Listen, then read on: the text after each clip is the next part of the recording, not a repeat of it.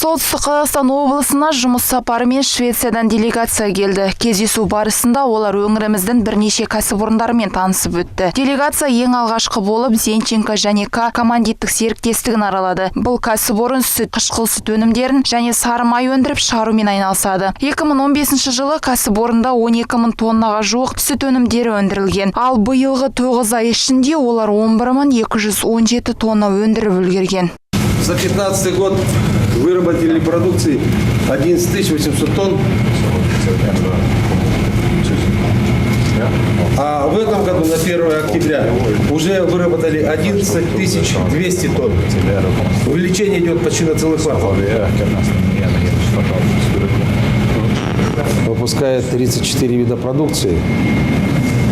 Біз өнімнің 34 түрін шығарамыз. Сүт тек бір шаруашылықтікі Новоникольсктан. Сүтті сатып алмаймыз, ол жоғарғы бірінші сорт. Келесі жылы зауытты кеңейтуді жоспарлап отырмыз. Тағы бір корпус құрғымыз келеді. Ол жерге май, ірімшік өндіруді көшіргіміз келеді. Тоңазытқыш камераларын кеңейту қажет.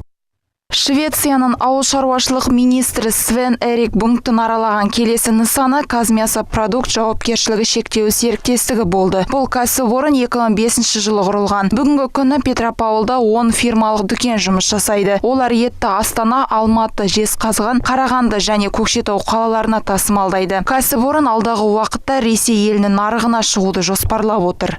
Я ездил к своему коллеге, губернатору Курганской области.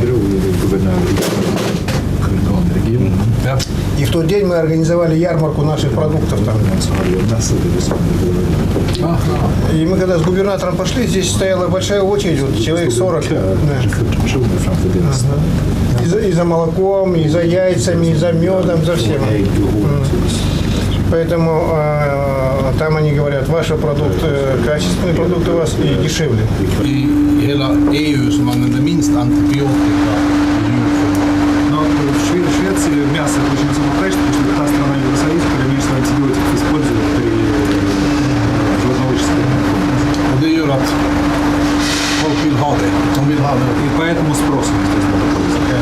Казмясопродукт жауапкершілігі шектеулі серіктестігі қайнатылған және ысталған өнімдердің көптеген түрлерін, сиыр етінен жасалған деликатес, жылқы, шошқа еті және жартылай фабрикаттарды жасап шығарумен айналысады. Өндірушілердің айтуынша, олар тек жаңа және экологиялық таза шикізаттарды қолданады.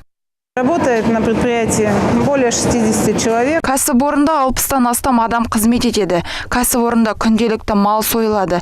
Оның ірі қара мал, шошқа, қой. Биылғы жылдан айына 100 тонна өнім өндіреміз. Жұмыс сапарымен келген делегация ТНС экспорт жауапкершілігі шектеулі серіктестігінің жұмысымен де танысып өтті. Жобаның жалпы құны 7,7 миллиард теңгені құраған. Работаем с мультикультурными, как зерновые, так и масличные культуры. Преимущество данного элеватора по сравнению с старыми элеваторами, которые были построены в Советском Союзе, это энергоэффективность, это малое потребление электричества. На данном предприятии работает 80 человек. Мы планируем дальше развиваться, строить маслоэкстракционный завод. Сейчас новый проект. Элеватордың қуаты 120 мың тонна астықты құрайды. ТНС экспорт жауапкершілігі шектеулі серіктестігі толық технологиялық циклға ие. Ол бүгінгі күнге дейін агроөнеркәсіп кешенінің және солтүстік аймақ экономикасының дамуына зор үлесін қосып келеді. Кәсіпорын иесі алдағы уақытта майлы дақылдарды қайта өңдеу бойынша май экстракциялық зауыт құруды жоспарлап отырғанын айтты. Эта компания наша одна из крупнейших земледельческих компаний здесь. 300 тысяч гектаров ежегодно они засеивают и собирают свой урожай. 300 тысяч. Компания владеет современной техникой, у него работают только жодеры, допустим, американские посевные комплексы и сами комбайны. В этом году они приобрели 100 комбайнов жодеры, это 40 миллионов долларов. Бұл кездесу Швециядан арнайы келген делегацияға Солтүстік Қазақстан облысымен ынтымақтастықта болуды мүмкіндіктерін көрсетті. Сонымен қатар швед қоғамының өңір әлеуетінен хабардар болуына көп септігін тигізді.